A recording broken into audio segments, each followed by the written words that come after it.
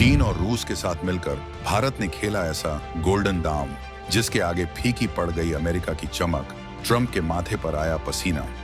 जिस पीली धातु को अमेरिका ने समझा था खिलौना, उसी ने खोद दी सुपर पावर की कब्र।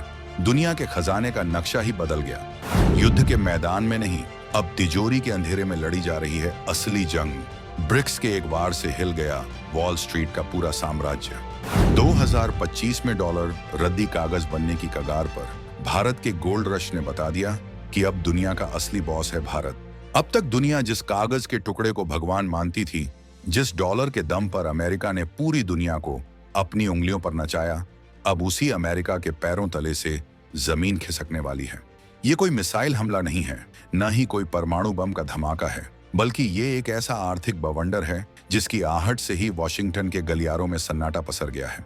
एक तरफ यूक्रेन और मिडिल ईस्ट में गोलियां चल रही थीं, तो दूसरी तरफ दुनिया की 3 महाशक्तियां भारत, रूस और चीन एक ऐसा चक्र व्यूह रच रही थीं जिसे भेदना अमेरिकी अर्थशास्त्रियों के बस की बात नहीं है। खबर निकल कर आ रही है कि ब्रिक्स देशों ने चुपचाप बिना शोर मचाए दुनिया के आधे सोने पर कब्जा जमा लिया है। जी हाँ, वो सोना जिसे अमेरिका न तो फ्रीज कर सकता है, न हैक कर सकता है और न ही अपनी मनमर्जी से कंट्रोल कर सकता है।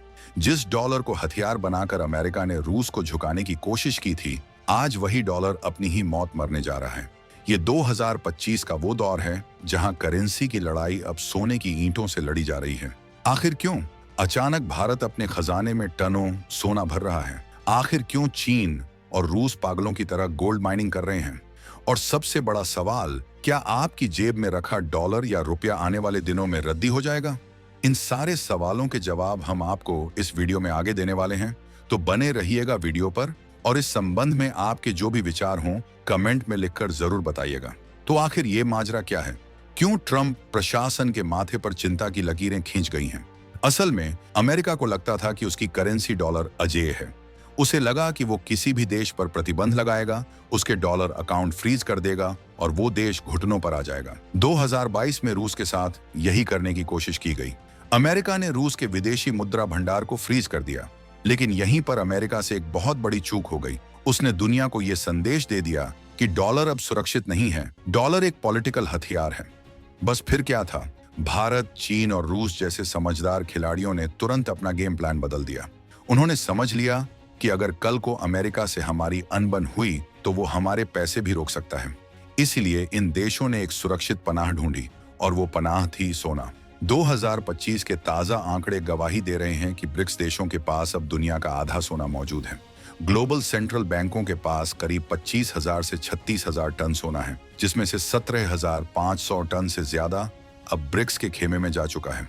ये सिर्फ एक धातु नहीं है, ये अमेरिका की आर्थिक गुलामी से आजादी का टिकट है। अब जरा इस तिगड़ी के खेल को समझिए। ये कोई आम गठबंधन नहीं है। एक तरफ ड्रैगन यानी चीन है, दूसरी तरफ भालू यानी रूस और तीसरी तरफ दुनिया की सबसे तेजी से बढ़ती अर्थव्यवस्था हमारा भारत।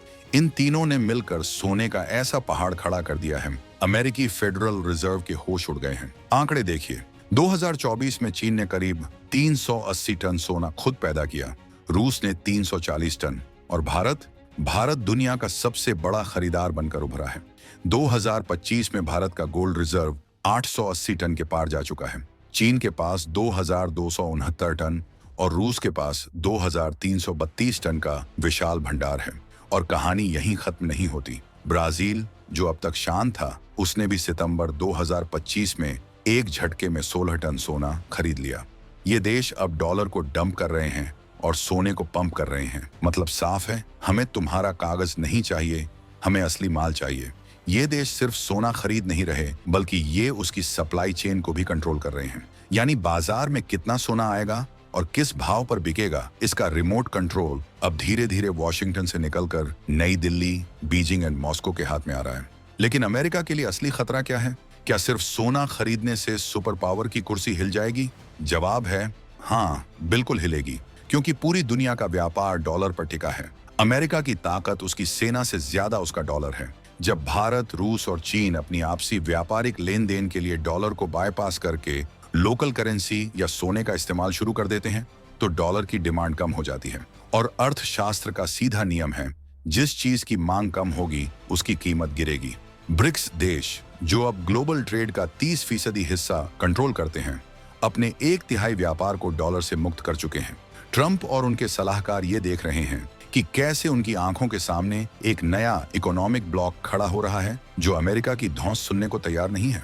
ब्रिक्स में अब सिर्फ पुराने 5 देश नहीं हैं, बल्कि ईरान, यूएई, मिस्र और इथियोपिया जैसे नए खिलाड़ी भी जुड़ गए हैं। सोचिए, अगर तेल बेचने वाले देश यूएई, ईरान और तेल खरीदने वाले देश भारत, चीन आपस में सोने या अपनी करेंसी में व्यापार करने लगे, तो पेट्रो डॉलर का क्या होगा? वो कागज का टुकड़ा बनकर रह जाएगा। यही वो डर है जिसने व्हाइट हाउस की रातों की नींद उड़ा रखी है। अब आप पूछेंगे कि इसमें भारत का क्या फायदा है, हम क्यों इस पछड़े में पड़ रहे हैं? देखिए, भारत एक बहुत ही सधी हुई चाल चल रहा है। हम किसी के पिछलग्गू नहीं हैं, हम अपनी सुरक्षा देख रहे हैं। भारत जानता है कि दुनिया अब मल्टीपोलर हो रही है। एक ध्रुव अमेरिका है तो दूसरा ध्रुव अब पूरब में बन रहा है। भारत अपने खजाने को डाइवर्सिफाई कर रहा है। कल को अगर कोई बड़ा आर्थिक संकट आता है या कोई युद्ध छिड़ता है तो कागज के नोट रद्दी हो सकते हैं, डिजिटल करेंसी हैक हो सकती है, लेकिन सोना हर दौर में, हर संकट में, हर जगह चलता है। ये न्यूट्रल एसेट है, इसे कोई फ्रीज नहीं कर सकता। भारत ने 2025 में रिकॉर्ड स्तर पर सोना खरीदकर यह बता दिया है, हम भविष्य के लिए तैयार हैं। आरबीआई के तहखानों में बढ़ता हुआ ये सोना भारत की मुद्रा रुपये को एक लोहे जैसी मजबूती दे रहा है। जब आपके पास इतना सोना होता है तो दुनिया को आपकी करेंसी पर भरोसा होता है।